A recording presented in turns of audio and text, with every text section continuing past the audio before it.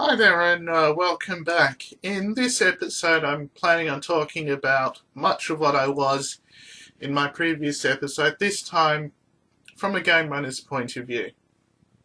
Now it should be obvious what I mean by game runners here because many a system likes to use their own language. I'll try and make this as general as I can, but you'll have to forgive me for any specific examples that I do use. First of all, I'd like to start with the information side of it again. Points about interconnectivity, points about access to information. Just as much as the players have access to information, the large bodies, governments, corporations, they have access to so much more. There's a depth of information here that, again, is very hard to translate into some basic words. If we look at Shadowrun, as an example, the SIN registry includes all sorts of biometric data. Now, this would be scary enough on itself, except in theory, anybody from anywhere in the world could access that just to make sure you are who you say you are if you're a player in that world. And I think a lot of players do miss that not only are they leaving a trail, but that trail is likely being tracked by many different parties. Not just one, or just their opponents, by many different parties that you can't not leave a trail. You will leave a trail somewhere. And this somewhat ties into interconnectivity as well, that here so many organizations talk to each other on a level that, again, I feel is missed. It's not left hand, right hand, it's this, it's this shirt I'm wearing right now. There's a level of connections that simply wash over people, and I don't believe they appreciate that. Again, to stick with Shadowrun, that this runner over here commits a run. The megacorp they're working against, Ares, has decided that no, they're not having any more of this crap. DNA sample goes all the way up to the SIN database. They get a hit. They talk to some guys they know at Knight Errant, Lone Star. They go, make this guy's life hell. Guys at Lone Star, Knight Errant, they do it. They get pulled in for anything they can be linked to. And all of a sudden, you're dealing with 3, 4, 5, 10 different organizations all looking for a piece of this guy. Doesn't sound like fun, does it? It wouldn't be. It's not meant to be. And to take that away from the game, I feel, is somewhat missing the point of Shadowrun, and it's not authentic to the world, which I'll cover in a later episode. Additionally here, what I would like to talk about before I move on to levels of force is that with all of this information, you do need to remember, no matter how good your system is, no matter how fast that database search is, things still take time. There's a reason why clusters and cloud computing exist. It's to maximize power to reduce time. So be a bastard. Hit them with everything you can, but make sure they've got time to analyze and be sure of who they're hitting. You don't put any sort of warrant or hit out unless you've got a real good suspicion about what that person's actually done.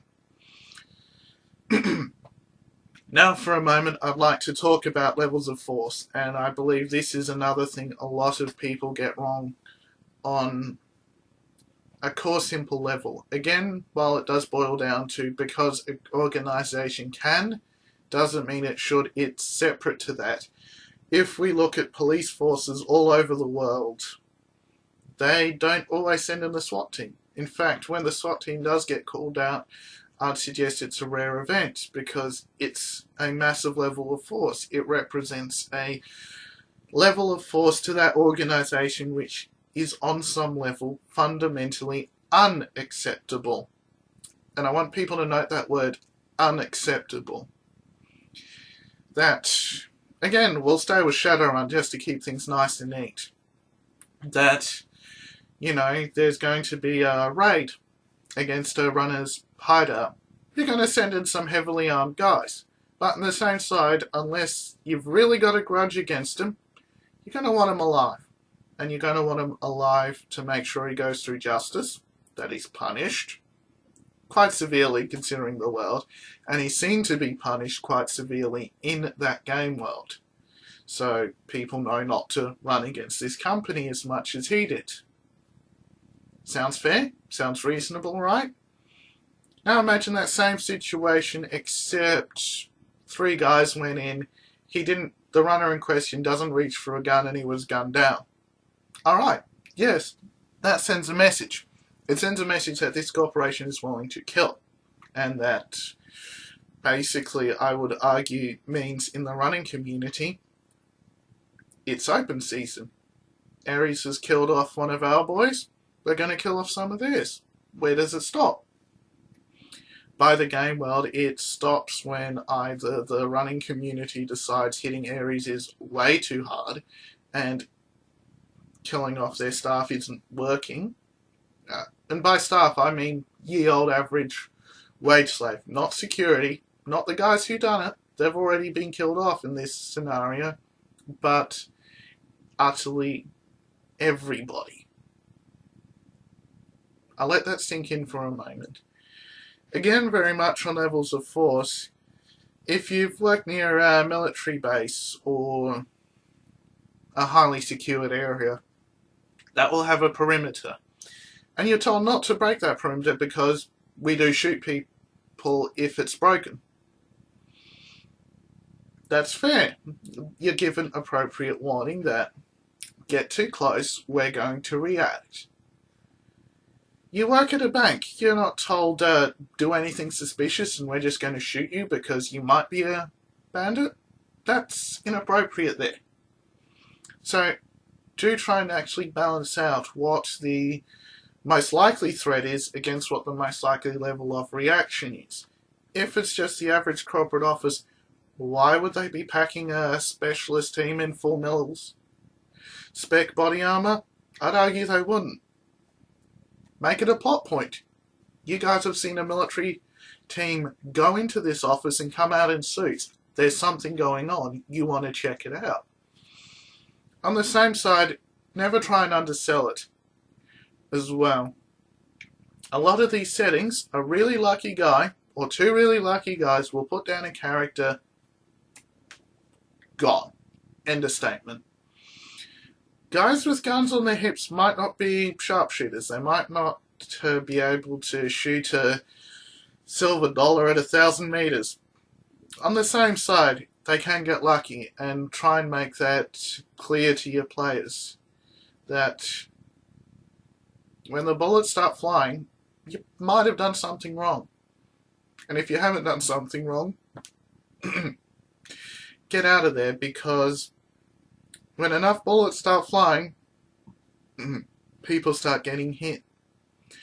As a final point, and I do want to talk about this to a very limited degree here, my next episode will be on this, is be authentic to the world you're in. Now, some worlds like the one of Cthulhu Tech have got a very high level of threat in them, and I would argue tend to apply lethal force a lot more liberally than Shadowrun would. Don't get me wrong, Shadowrun, bleak, go to the wrong place, you will get killed. That being said, and this is what I do want to make clear, that being said, not everywhere is off limits to your standard civilian, not everywhere is off limits to even corporate wage slaves, as they like to call them. Just remember that at some point, a shove is enough. At some points, a metal detector and a please declare all items and surrender your firearms is enough. Other areas, they will shoot you, but don't use lethal force because you can. Again, it's a potential thing.